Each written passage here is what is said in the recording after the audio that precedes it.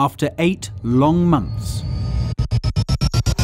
Judo is back. The last time we witnessed the world's best going head-to-head was in Düsseldorf, Germany, at the end of February. Since then, we have been patient, we have stayed ready, and finally, Judo makes its long-awaited return in the beautiful city of Budapest. A fitting backdrop for an emotional occasion. The International Judo Federation, along with the Hungarian Judo Federation, has pulled out all the stops to make the dream of the Grand Slam Hungary a reality. A strict medical and safety protocol allowed the athletes to finally be reunited. We'll find out how it finally feels to be back together. We catch up with Croatian talisman Barbara Matic in our latest Meet Your Judoka feature, and we'll bring you all the best action from Judo's triumphant return. We start with a surprise entry at under 52 kilograms from one of Judo's biggest names, Daria Biledid. The Ukrainian megastar is a 2-time world champion at under 48 kilograms. In Baku in 2018, she made history, becoming Judo's youngest ever world champion, and 1 year later in Tokyo, went all the way again. In Budapest, she decided to test her skills at the higher weight category. After a narrow win on penalties in her first contest, she started to find her feet, earning a victory in spectacular fashion against Keldiarova of Uzbekistan. But double world medalist Kitsu of Romania is a different caliber altogether and refused to be intimidated, staying patient and cleverly countering the Ukrainian wonder kid, condemning Biledid to a rare defeat, albeit in an unfamiliar weight category.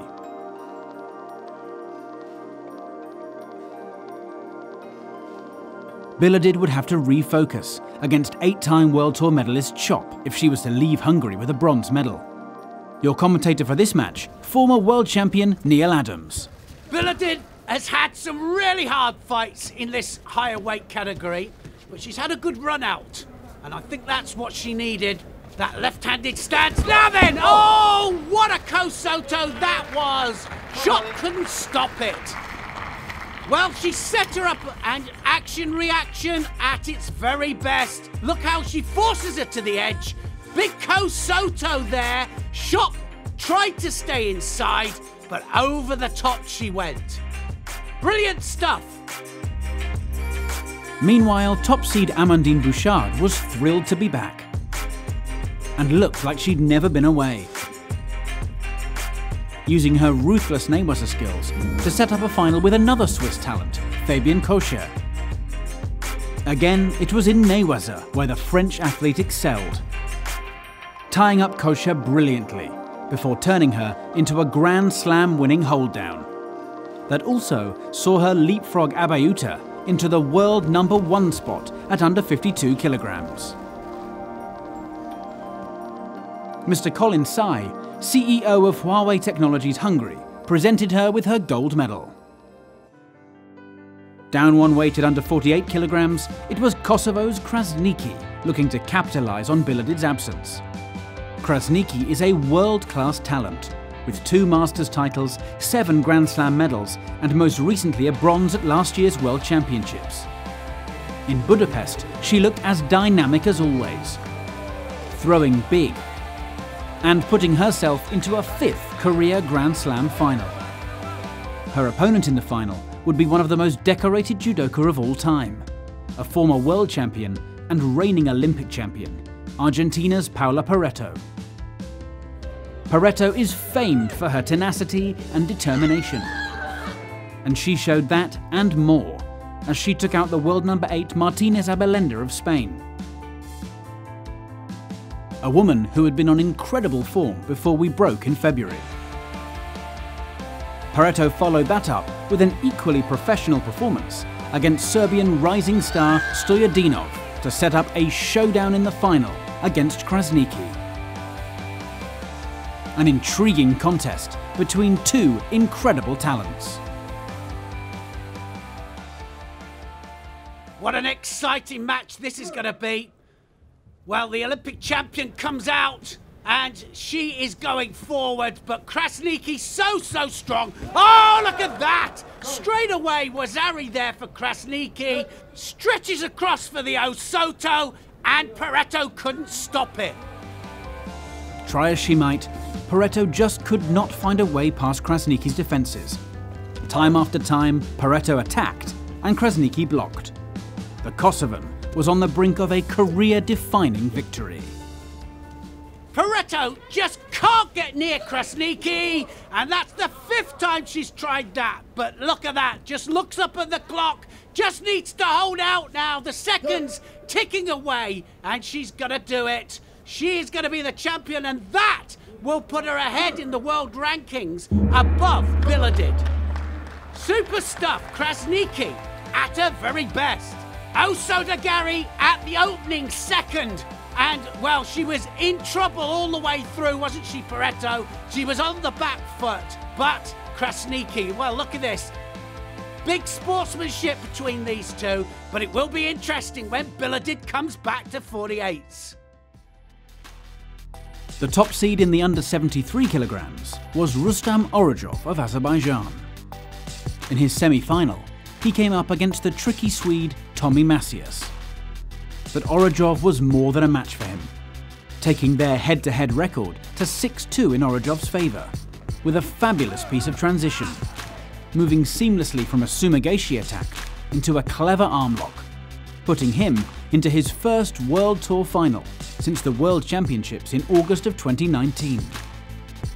Could Orojov finally end a nearly 2-year run without a gold medal on the World Tour? He would have to face off against Swiss surprise package Niels Stump in an enthralling contest.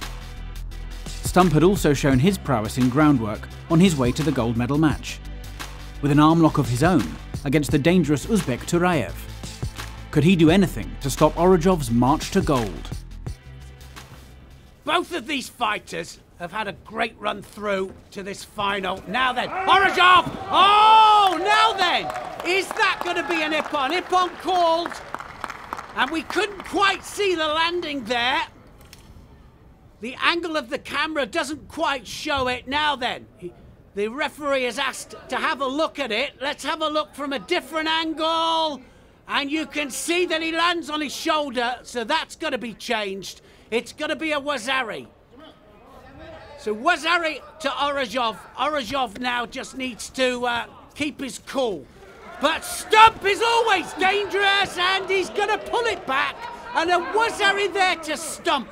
Well, I said that he'd had a good day, and my goodness me, just pulls it out the bag. And there's the president of the International Judo Federation, Mr. Marius Visa, with Mr. Gergely Goyash. And they're watching this fight unfold. Sumigaeshi! Oh, it's going to be it! Wazari Wazetti upon, and, well, Orojov shows his class. Well, he looked confident all the way through. He had to be careful, he had a dangerous opponent, but in the end, a second Wazari from Sumigaeshi, and he wins the title. A great performance from Orojov, and he's back to his best. In Hungary, we took some time to speak to the judo family about finally returning to the World Tour. It's amazing to be back. It's been a long layoff. I think all the judoka all over the world are ready to get back, so this is a great feeling for us. Yeah, we are for sure very happy and exciting to be back. This is our home. You really miss it. It was good to take a little break, like for the world and also for judo scene, because everything is always that hectic. It was a great emotion, because it was months that we were just stalking each other online and not seeing. Well, it's obviously exciting. You know, it's been a long wait. I think the last competition for at least our team was in February, so it's definitely exciting to be back, seeing everybody back in action, how everybody's doing, and then you know, it's like another stepping stone towards the Tokyo 2021 Olympic Games. I'm very happy to be back. I was a little bit scared, but after I saw all that's happening here, I'm happy I'm back and I'm safe. Yeah, we feel safe here. This is very important for all the team. We feel safe. Well, I think the IGF did a good job setting the protocols. I think without the protocols, to be honest, I don't know if it'd be here. So. At the beginning, I was a little bit scared about wearing the mask all the time because I'm not used to it and I was afraid I could not breathe or stupid things like this, but it's going perfect. Washing hands, wearing the mask, keeping the distance, it's easy to do it. Oh, it's super good. You know, it's better than I thought. I thought it was going to be chaotic because it's the first tournament back, but it ended up being really well and things are going smoothly here. It's really good. We just stay in a hotel. I feel safe just staying in a hotel, and we had like 4 COVID tests, so yeah, I think it's pretty safe here. I think everything's running smooth, so we can be satisfied. The big news at under 100 kilograms was the entry of world champion George Fonseca. But his quest for gold was thwarted by Russian powerhouse Armen Adamian. Fonseca was caught napping in Newaza, giving Adamian the opening he needed to lock in, secure the grip on his own sleeve, and turn the world champion into a pin from which there was no escape. Adamian was elated. He was into the final. Fonseca, however, would need to regain his composure for a bronze medal contest, which we'll see a little later on in the program. Adamian's opponent in the final would be his teammate, the world silver medalist Ilyasov. Over a minute in, this all-Russian final then, Ilyasov against Adamian, and they've both been on fire today. Now then, Yoko Satemi. Oh, Adamian's just hooked in, and he's looking for the turnover, but Ilyasov does the same turnover, and he comes off the better of the two, and he's turned it into the Ushiro Kasugatami.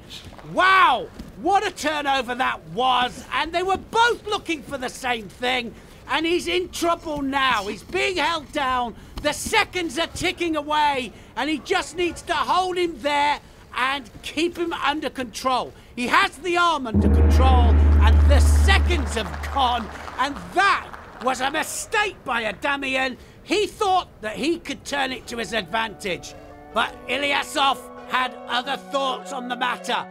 Just look how it happens here, and we get a bird's eye view.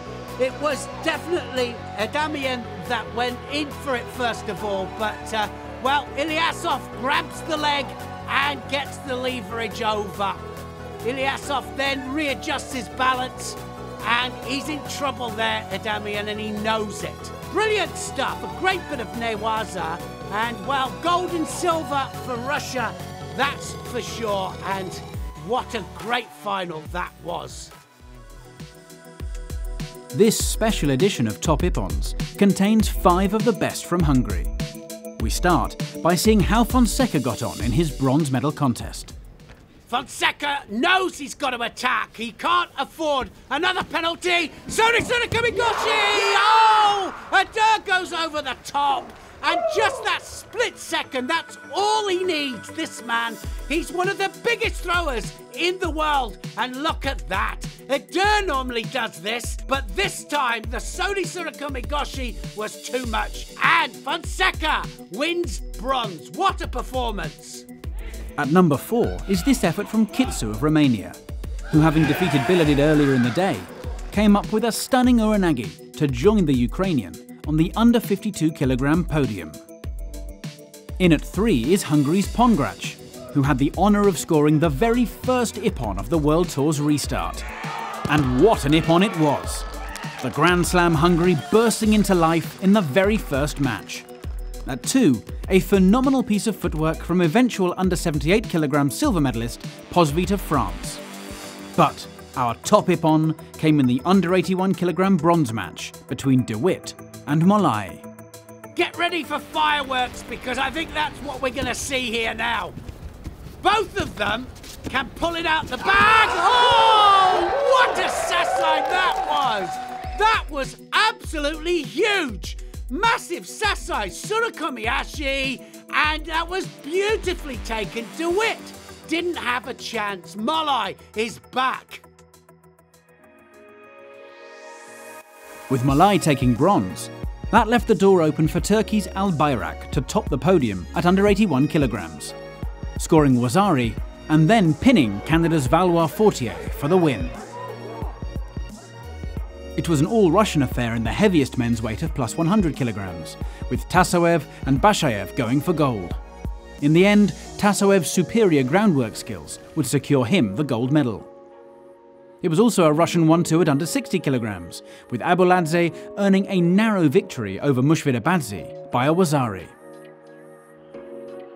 One weight up, it was a fourth all-Russian final, with Abduzalilov pinning Shamilov for under 66 kilogram victory. Jessica Klimkate led a strong Canadian contingent in Budapest, and by overcoming France's Recevo in the under 57 kilogram final, she replaced world champion Deguchi as the world number 1. Olympic champion Trsteniak of Slovenia capped a dominant display by pinning Venezuela's Barrios in the under 63 kilogram final to move within 100 points of world number 1 Agbegnanu. Dr. Christian Kulcha, president of the Olympic Committee of Hungary, awarded plus 78 kilogram gold to Kyra Sayat of Turkey. Surprise and then elation summed up Audrey Chimeo's emotions, before Mr. Paul Schmidt, IOC member and former president of Hungary, awarded her the gold medal. And Ms. Tunda Szabo, State Secretary of Sport for Hungary, presented Barbara Matic under 70 kilogram gold, after she overcame Margot Pino in a tight final. We caught up with Matic in our latest Meet Your Judoka feature.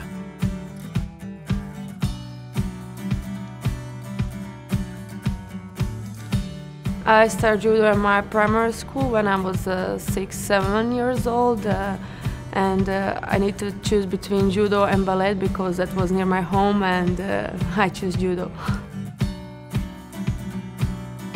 My favorite techniques are Seoinage and Uchimata because I throw that the most on the competition and tournaments.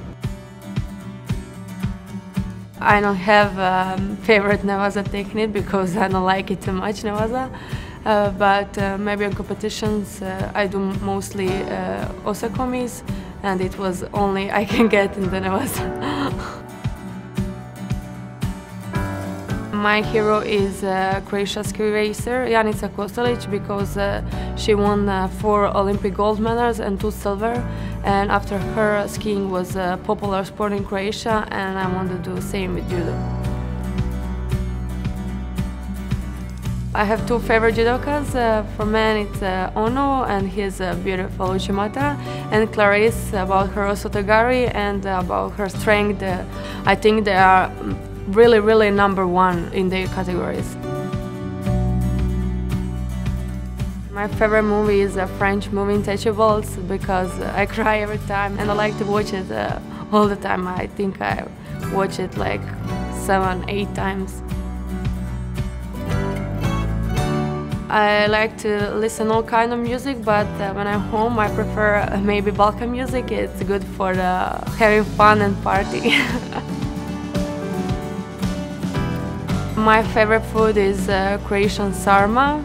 It's cabbage and meat, and I like it when my mom's prepared for me, and pizza, mainstream.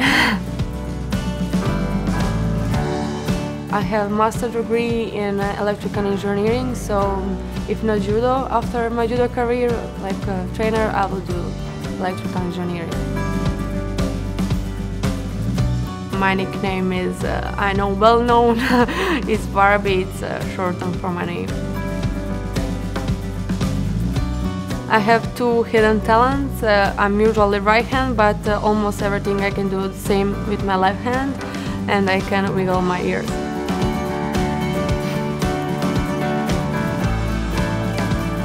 My biggest rival is Maria Portela because I lost from her, I think, 4 times for now, and I still couldn't beat her. I have one thing to say, that hard work pays off, so just keep training and stay focused and motivated. Keep going and train hard and everything will be good. My favorite memory from the IGF Tour is a gold medal from the Grand Prix Zagreb, because it's a home crowd and my family is there to watch me and everyone is shouting Barbara, Barbie, and it's a really nice feeling.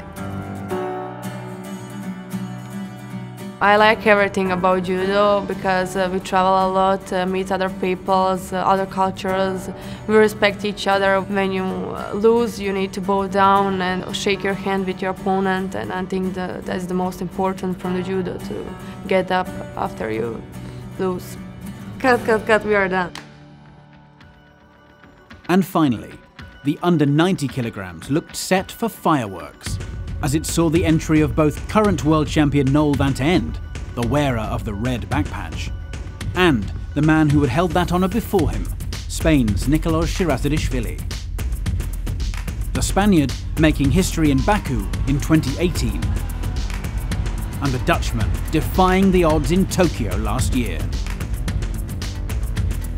Van 't End started strongly against Israel's Kochman. One trademark attack was followed quickly by another. Two wazaris, and the first hurdle overcome. But next up was Sweden's Nyman. And now the world champion was starting to fire on all cylinders. But Mongolian surprise package Gantulga lay in wait. Having stunned the 2017 world champion Maidov in his quarter-final.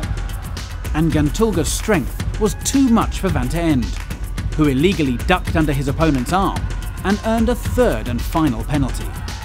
Disappointment for Van 't End, but Gantulga was into his first Grand Slam final. Shirazadishvili, meanwhile, was looking back to his best, launching Grossklaus of Switzerland with this outrageous Uchimata. A technique that has brought him so much success. Next up, a tense affair with Uzbekistan's Bobanov. With the contest deep into golden score, it was Uchimata once again for Shirazadishvili, setting up a tantalizing semi-final with Russia's Igolnikov, who himself had beaten both former world champion Chirikishvili of Georgia and home favourite Todd Christian to earn the right to face the Spaniard in the semi-final. And with only a minute gone, Igolnikov outthought his opponent, changing direction and catching Shirazadishvili by surprise to plant him firmly on his back for Ippon. So, Igolnikov versus Gantulga, an intriguing matchup for us to end on. Could Russia take yet another gold medal here in Hungary? Well, I'm really looking forward to this fight because the Russians have been on fire. They really have. They've had a great tournament and a chance of gold here as well in the under-90s. Igolnikov here wants his grip. Both fighters looking for the same grip. Sleeve lapel, sleeve lapel. Now they've got it. And he feeds the leg in. Oh, look at that. Second stab, Uchimata. The leg went in first of all. He just needed to feel it, and it was the second readjustment. That support leg went right the way deep in between Gantulga's legs. And look, he feeds the leg in first of all because he doesn't want to be countered. Then he feels it, but look at the head going down there and the grip on the sleeve, because it's the Kazushi and the Saruti hand there that are working overtime to control Gantulga. Gantulga looks up, he's still got the silver medal, and credit to him. Gold medal for Igolnikov, gold medal for Russia, and judo is well and truly back. So, an incredible return to action for some of judo's biggest stars. The final medal table shows that while Russia were a force to be reckoned with, there were also great results for France and Turkey. The travelling Canadian team held their own, and Azerbaijan rounded out our top 5. It's goodbye from Hungary, and we'll see you soon for some more incredible judo.